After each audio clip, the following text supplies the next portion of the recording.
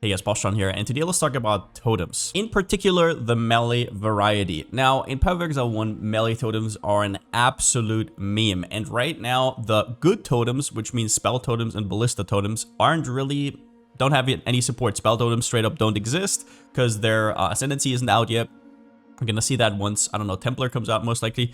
And then we also have ballista totems, which will apparently get a support gem. There has been something data mined where there will be a ballista support. I mean, let's hope anyways. But the current ballistas are pretty meh. They're still okay. Artillery ballista is something we can look into down the line for sure. But melee totems got a lot of support. Now, when I started this journey with shockwave totems, I was actually kind of down. I was like, I don't know if I can make this work. But obviously on YouTube, there's been a lot of other creators who got to make it work with more currency and more currency. So I was kind of looking forward to that. And truth be told, yes, currency is a big scaler for totems, and I'll go into everything that goes into scaling totems. But I think there's even better totems out there, and people have been playing other variations, not just shockwave totem. Shockwave totem is kind of like this default totem. But for example, what I've found to be the best so far is Sunder Totems. Now, when it comes to how strong are totems though, can they clear like a Deadeye Lightning Arrow, or do they have single target like a Spark Archmage or like a stat stacker with Astramentus and stuff like that? The answer is most likely no. However, if we take it on a more grounded level and compare it to most warriors, for example, Titans, then this is by far the most comfiest I've seen yet. And I'm kind of going to present to you how I made this as comfy as is, and also why I go Titan over Warbringer, and I 100% stand for that decision. As for people to shout out for totem builds, I would highly recommend checking out Tatiantel. He's very knowledgeable about totems, has been already in PoE 1, somebody I chat with quite a bit when it comes to it. So he hasn't really uploaded much, unfortunately, recently, but he's definitely somebody to look out for. My favorite shockwave totem guide, which I'm not going to cover, I'm gonna go into just general, but I'm more of the Sunder side. But if you're into shockwave totems, I think Long Doe's build guide is actually quite my favorite. Right now, he goes in extensively and in detail. I really recommend this video. Will also be linked down below, as well as that Litilicious. Did I pronounce that correctly? He also has a very good guide that a buddy of mine, for example, is following, and he said it is quite legit. Now, first up, if you only care about what I'm currently playing, there's a planner down below in the description. I also have some notes in there, but without context, it's going to be kind of hard to follow, so I would still recommend at least scrolling through the video. But in general, yeah, that's going to be down below. But there's a ton of other good totem setups. I want to talk about totems kind of in general in this video and kind of make you understand how they tick, because you can kind of like mix and match, especially with Ancestral Warrior Totem. So whatever you want to do, you will kind of be able to, but you need to first understand how they work. So that's what we're kind of gonna go through in this video. Now, the first thing you have to understand about totems, and this goes for Shockwave Totem and for Ancestral Warrior Totem. If you don't know, Shockwave Totem is basically just a standalone totem that just hits in a certain frequency. And Ancestral Warrior Totem, next to this one, it's a meta gem. Next to it, you can put whatever gem you want. So for example, in this case, I have Sunder. Both of these ignore your weapon's damage. So not ignore your weapon, but your weapon's damage. For example, the fizz damage, fire damage, cold damage here is completely worthless for me. The only thing that matters are levels. We're going to go into that in a second. But that is initially what you have to understand. They have their own weapon, and it even tells you how much damage it does here. And initially, this ramps up very low. Like you can see here, like, if you had, for example, twink leveling gear, or you even had like a decent mace, you can outscale this. And this actually is a downside if we go early, right? Like you go through campaign and you have this measly damage. So if you've tried shockwave totems during campaign, for example, in your first character, you might have thought this is complete garbage. They need to rebalance it. But look at what happens once we get into plus 20. And look at what happens at level 40. Yeah, so looking at trade, if you want to spend like 100 divines right now, you can get this kind of physical damage on a mace. And if you dual wield, you don't get double, right? That's not how it works in PoE. So this is about as good as you will get. If you compare this to that damage, you will see that a level 40 Ancestral Warrior Totem has double the damage of literally the best two-handed mace on the market. And you can put down multiple of them. There's some crazy downsides here that you also introduce, which is a high mana cost, but we'll go over that a little bit later. Now, levels do not only scale this base damage though, they also scale whatever gem you have equipped. So for example, if you look at Sunder, if you're scaling melee levels, you're also scaling Sunder at the same time. So going from level 20 to level 40, at level 20 you'll see 531, 265%, Whoa, we're talking a lot more damage. Shockwave Totem is the same, by the way. Same amount of damage, and it also has a percentage scaler. So don't think just because Ancestral Warrior has an extra skill in there, it doesn't. Shockwave Totem has an inbuilt skill that's basically Shockwave. So level 40 is the cap. And you can get a total of level 40 from this. A level 21 gem, plus 14 from weapons, plus 7 from this, plus 7 from this. Then you get plus 3 from amulet, for example, my amulet right here, and plus 2 from gloves. All of these will scale melee levels, and you will get to level 40, and that is what you're aiming for on this build. I'm currently sitting at level 39, because for me personally, a level 21 gem is not really reachable with currency, but that is my next upgrade. And the crazy thing is, every single level on Sunder is around about, I think, 25-ish% more damage. So you can kind of see as every single level to be another support gem. That's how important it is. So people always ask me, Pal, I have a +6, is that fine? I have a +6, is that fine? Technically, no. Every single one of these levels is way too valuable, and everything else should come second. Now, what else scales your damage? Increased damage, attack speed, and we're going to talk about Hrimnor. So every sort of attack speed your totem scales with as well. They are not minions, they are an extension of you. So everything that would increase your damage also increases the totem damage in general.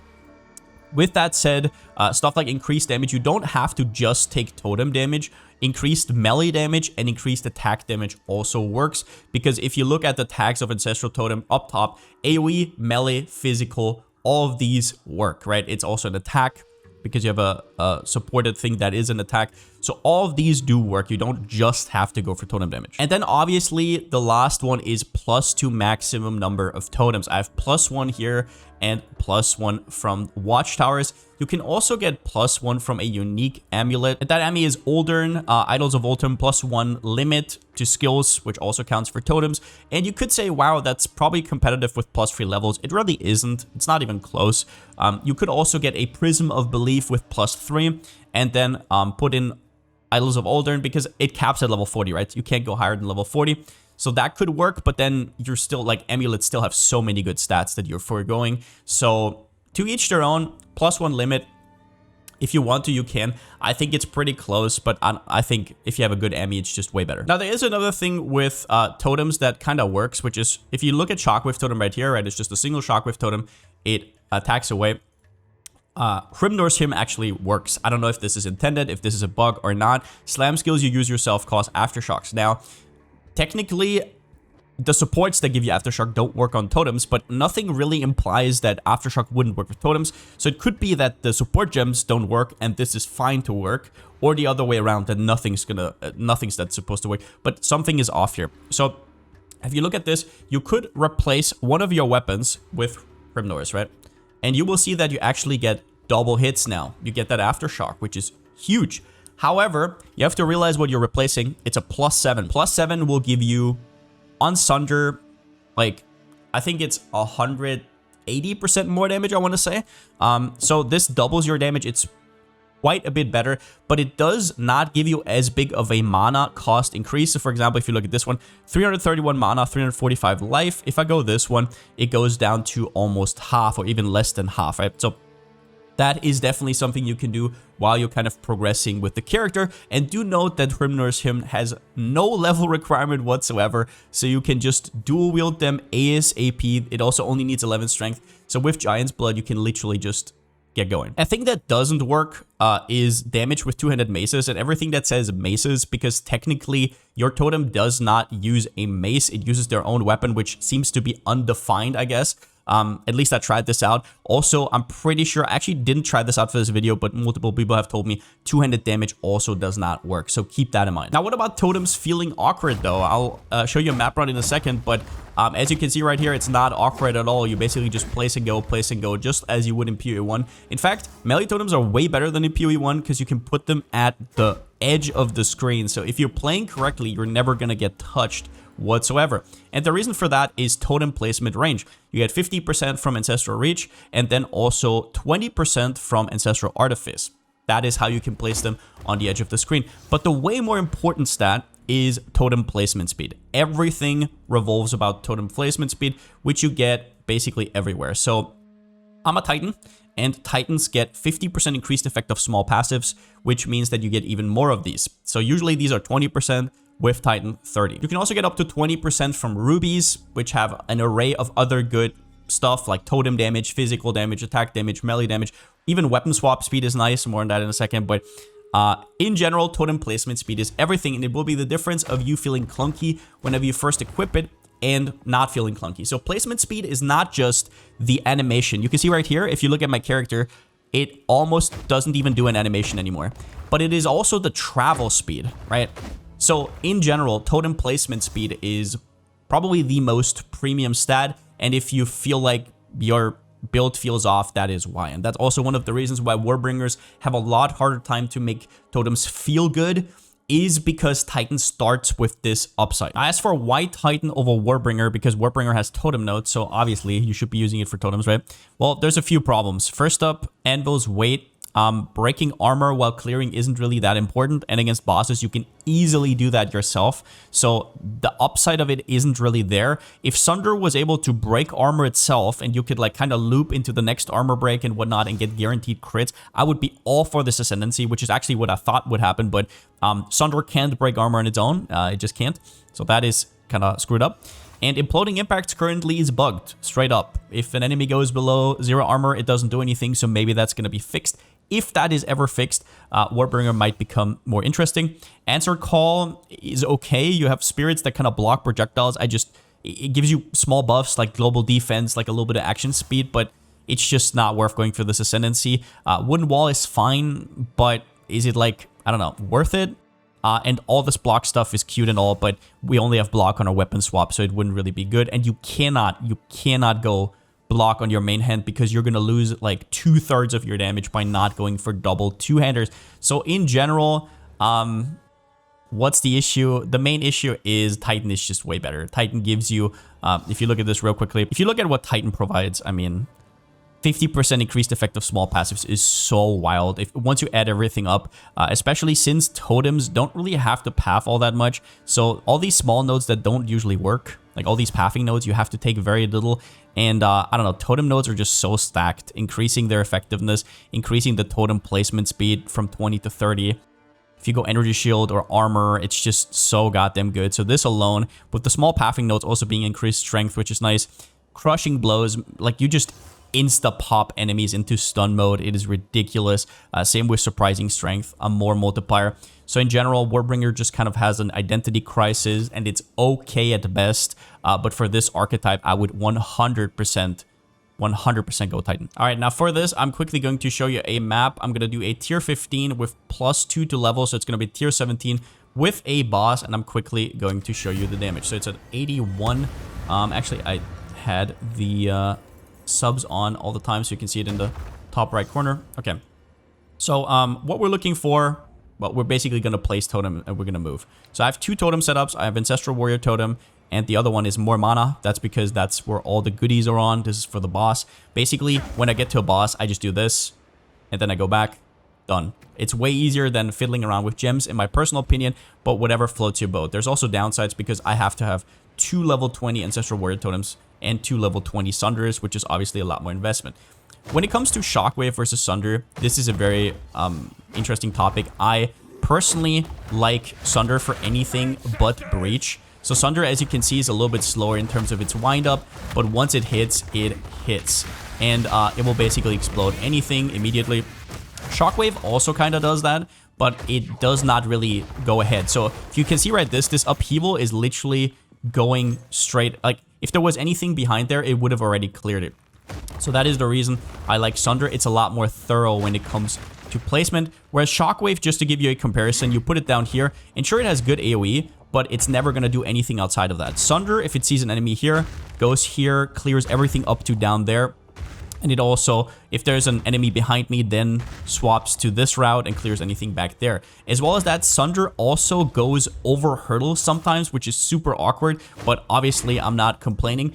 So once again, shield charge and then blink right at the very end to stop the animation from happening is a very good way to getting around the map. So that is kind of how you're going to traverse it. Once again, all the setups, I'm going to have a full build guide up about this in the next few days. But for now, please use the planner. That's going to do everything. That's going to have everything in there that you want. So put this down. So yeah, this build in terms of how it evolved, at the start, I was pretty disappointed. I was like, oh, am I actually going to make that work? But that's because of how crazy totems scale with levels. It's really like, during leveling, it felt like, it feels all right, but I had really good leveling gear, so I was like kind of disappointed still. And then at some point, it just kind of clicked. Once I got enough totem placement speed and everything, yeah, it just all kind of started making sense. And I feel like this is one of the biggest deterrents of the build is totems seem like they would be a budget-friendly build, especially if you come from PoE 1. I don't actually think that's true. Neither do we need crazy investments, or we're not. I don't have like 100+ divines into this build or anything, and I wouldn't even know how to go that far. I wouldn't know how to put 500 divines into this build, for example. But as you can see right here, my energy shield is basically untouched. Nothing's really happening. My life goes down. That's only because of the life cost. Yeah, my energy shield just completely protects my life as if it was a second HP ball. I'm gonna quickly find the boss and then show you the boss. All right, so it seems like the boss is down there. So what you want to do before the boss is you want to swap into your single target setup, which is going to cost a little bit more mana and a little bit more life, but it's going to do like ×3, ×4 damage. So make sure of that. And if you're playing Sunder, you want Armor Breaker. So if you don't know, Sunder deals more, like has a guaranteed crit if the enemy's armor is broken. So if you just whack with your Armor Breaker, which is on my offhand, by the way, you're gonna do really well. Now in this setup, I don't have my defensive shield up, but I don't think we're gonna die, so it should be fine. So we're gonna go in, place the totems, and then start whacking. So let's do that real quick. Shield charge in. All right, in this case, it's gonna be a little bit awkward because we have two bosses here. Should still be fine. I placed down my totems and I started whacking. And as you can see right here, one of the dudes is already dead and the other one is just gonna get absolutely exploded. So yeah, that is in a tier 17 map. Granted, not really crazy mods or anything like that, but still. Now let's talk about weapon swap scaling. Weapon swap scaling is insane on totems. Now there's a lot of snapshotting going on and whatnot, but totems really take the cake. See, on my main hand, I have 2 + 7 maces. Really nice, right? But you would think that once I weapon swap, I lose those levels, right? It says it on the sheet. Right now, I'm only level 29. I do have +4 on this one, but that's for different reasons. I only go down to 29, right? So that, like, I do a third of my damage. But that's not how it works. The totems actually snapshot the tree that they're placed at. So what that means is I can put down my totems. Boom, boom, boom. Weapons, like, swap with whatever I want, right? Like, in this case, I'm swapping to Armor Breaker. And once I'm in Armor Breaker mode, I have a one-handed mace that's really fast, that goes and I have a shield of my choice. Not only that, but on my first weapon swap, I can put all my totem points, and on the second one, I can put all block nodes.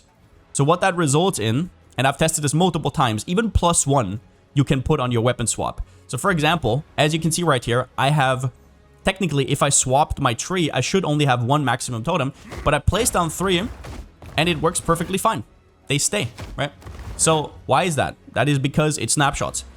That means I get block and I get all the upsides from Giant's Blood at the same time with 2 two-handers. What do I use for shield? While I'm farming easy stuff like, for example, Ultimatum, I'm only using Crest of Ardura for the increased cooldown recovery. If you don't know, you can go shield charge and then blink right at the end to stop its animation. I will talk about that again and again because it's so busted and not enough people are using it. Once again, gem setups are in the planner. But then I also have Svalin for hard content, for example, breaches. One of the downsides of totems, especially Sunder Totems, is that it's a little bit slow in terms of the first hit. Once it explodes, it's a huge AoE, but before that, stuff can overrun you. So with Svalin, what you can do is you put down your totems, you weapon swap, and then you have Svalin with Lucky Block, which results in like 88% block chance. It is completely busted. So this one is what I use for harder content. So yeah, if you don't know how weapon swap works yet, I have a video about that. I'll link it down in the description. TLDR, if you want to play a totem build and you're not weapon swapping right now, you cannot judge the build. Literally cannot judge the build because you're not doing what you're supposed to be doing. And this is something that GGG has even talked about. They have talked about totems when they talked about weapon swaps. So it is intended. Now, one of the main reasons why I haven't played totems until now is because I didn't really know how to set up its defenses. And figuring out that you can block snapshot like this with the weapon swap already made me very confident I can do it. But armor is still in a really bad spot, and Titan would love to go armor, right? Like 50% increase. Look at these juicy nodes right here, 22%. If in a world where armor was good, this would be broken, right? But it isn't. So what do we have to do? Well, we're going to go up, and funnily enough, as you guys know, you don't need that much to make Energy Shield work. So we would go up here anyways. So then we have a 3-point jewel, which is not that much of a sacrifice. It's actually worth on a lot of builds. And then we're already at Reinforced Barrier with 20% max Energy Shield. And you have to remember, all of these small nodes also get the increased effect from Titan. So it is hilariously easy to scale Energy Shield on this build. You can Ancient Aegis with a good body armor. You can make that work. And then Adamant Recovery, all of the percentage armor that you get from these hybrid nodes anyways also converts into Energy Shield recharge. And what you get in the end is I'm currently sitting at 5k shield. With Grim Feast, it can go up to 10k, but in reality, we don't really have any evasion, so we're gonna get chunked quite a bit. It's usually gonna hover over around 6 to 7k, but Grim Feast is obviously still nice just for recovery on its own. Now, if they nerf Grim Feast and they buff armor, this will obviously be revised, but right now, I feel like this is by far the best way of scaling a Titan, unfortunately. You go at Xeri's Disdain for the maximum life is extra, yes, and then you have a good body armor plus Ancient Aegis, and that's literally all you have to do. I also do have 32% increased maximum energy shield on my amulet, and on top of that, you could also anoint an energy shield thingy. But in general, my favorite anoint right now is Deep Trance because mana cost is a big deal. Let's talk about it. And oh boy, is mana cost rough. This is on a Ancestral Warrior Totem. I think it's 1,300 on a Shockwave Totem. So you want to scale this damage because that's literally the reason to play totems. That's like the broken part of it. But then you're presented with this mana cost. And you can see that if you just go down a few levels, you have the mana cost, which is wild to think about. But it's still worth. You have to do it because you also have your damage. So how do you do it? Now, to solve mana, there's two approaches currently. The first one is go Blood Magic, convert all your cost into life, which doesn't really jive with us. We already have a lot of int, right? But the idea is you don't go Energy Shield. Either you go armor and pretend like it does something, or you don't go armor at all and you just go ultra squish. You're gonna be 4k life and you're gonna feel like you're gonna fall over like this, especially in stuff like breaches or deli. It just depends on what content you want to do. If you only want to do bossing, this is fine. And in general, it looks cool, right? Like you have 4 or 5k life and you definitely look tanky. All good.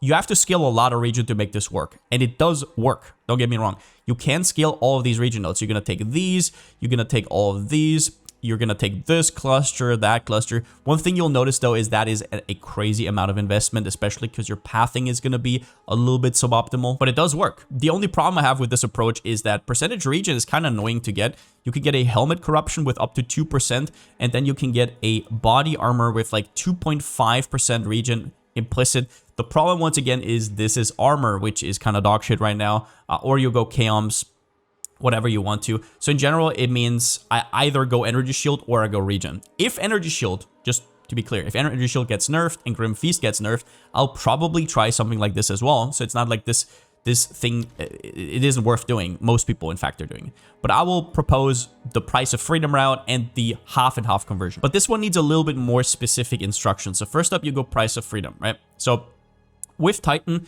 you actually get this from 6 to 9% of skill mana cost converted to life cost, and then also Price of Freedom. So if you look at my totem right now, it has a mana cost of 331 and a life cost of 345. So it's split right down the middle. So it uses both mana regen and life regen. My life regen right now is really bad, and I'll probably have to do something about it right now. But in general, since Energy Shield protects your life completely, you can see as life as basically just a second mana bar. That is the upside of going Energy Shield when it comes to spending this way. You also get the conversion from here, and you get reduced cost in general from Deep Trance. This is all quite low investment. You would take Blood Rush anyways. Price of Freedom is 4 points, and that's kind of that, but the rest goes to your gear. So one thing I noticed while buying my rings and jewelry in general is most of the items I was looking for already had a decent mana roll. It's because there's not that many prefixes. There's flat damage, there's life, there's mana, a few other ones that have lower weight. So that's about it. You're gonna see life and mana on almost every jewelry piece, and at some point I just kind of felt dumb for not just going mana. At some point I had like 1,000 mana. I didn't even try, and I was like, why am I going Blood Magic? So what I ended up doing is just go for 2 mana regen rolls right here. And I think that's literally all I have right now. Yeah, I also took the Act 3 reward instead of Elemental Threshold. I took the mana regen. So in total, I have around about 140-ish. So right now, if you look at my stat sheet right now, I have 190 mana per second. And that is also because of my high mana pool. And guess what? Going energy shield, you need to get int anyways for your body armor, which means, once again, int is even more mana. So it just kind of all worked out, as you can see right here. It's like really, really comfy, and you press your mana flask. I have a mana flask. If I go low, I get more mana. So if I go down here, you can see, boom, it goes up. And life is not really an issue. Obviously, sometimes you can flask. Sometimes your time of need procs, and you get some life back, as you saw right there. But in general, I see life as more of like a second mana bar because my energy shield protects it anyways. But just to be clear, I don't think there's a right or wrong way. It's just if you go energy shield, you go mana. If you don't go energy shield, you go blood magic. I think both work perfectly fine. Now, one more important thing is inspiration. Inspiration is ridiculously good. It's so good. I would highly recommend putting this in your clear setup. So for example, I have a Sunder clear setup with increased area of effect, faster attack speed, upheaval, right, for the triple boom explosion. And inspiration at the end, because it's very nice to be able to spam totems. If you look at my boss totems are very expensive. So you can see if I put down multiple of them, it will chunk my mana. But I don't need to put up more, right? Like I just need to put them up, and then I go armor breaker mode, and I go boom, boom, boom, boom, boom, right? And I'm going to get the extra damage from Sunder.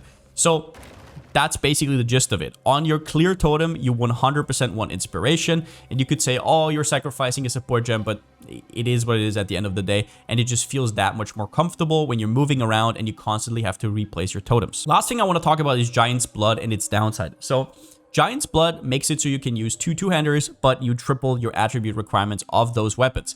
Now, if you have really good weapons, for example, the ones that I have, I invested quite a bit into these, you can have low-level weapons that basically only need 104 strength. You can see I can easily cover triple that. 104, I only need 312 strength.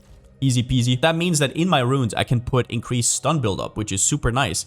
However, you're on a budget, you'll probably not be able to do that. And I'll show you how to easily get your attribute requirement down. The answer is Soul Cores. There's Soul Core of Colloidal, which converts 20% of any requirement to dexterity, and then Xantippe, which converts it to intelligence. How this looks like is, for example, on this mace right here, which used to have higher strength requirement over 100, it goes down to 75. And then you can see instead 25 dexterity, 25 int.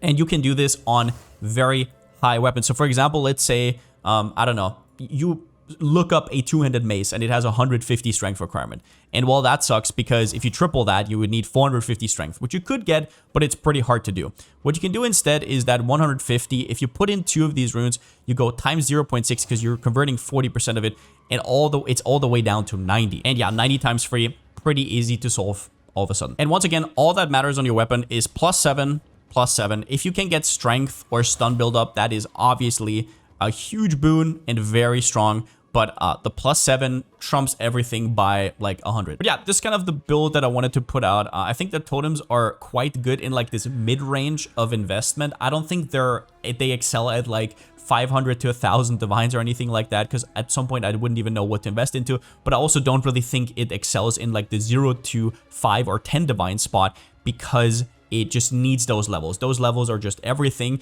And you also need to cap your resistance, get a little bit of mana regen. So that can be quite tight on your suffixes as well. So in general, I would say it's kind of like a build down the middle. I really like this one because I don't think this will get nerfed, obviously. So that's a nice boon for whenever GG comes back from its vacation. But yeah, I just wanted to show you how I currently feel about melee totems. I think they are a lot better than they are in PoE 1. They're actually viable and probably one of the coziest ways to play warrior at the moment, and I would highly recommend trying it out. Now, obviously, is it going to be as good as if you come from Lightning Arrow and you have a juiced up Lightning Arrow? Should you respec into this? Only if you want the melee experience. I think there's currently builds like Spark, Lightning Arrow, even Explosive Shot that are really hard to beat in terms of comfiness, and that's mostly because Heralds are so broken. But I think if they taper down the game again, this is going to be one of those builds that will actually quite surprise you. But yeah, for now you get the planner if you want to follow. I also have a leveling planner for people who missed the last video. I'll also link it down in the description. That leveling has been an absolute breeze on Warrior. But yeah, with that being said, since I still don't have a slogan, see you next time.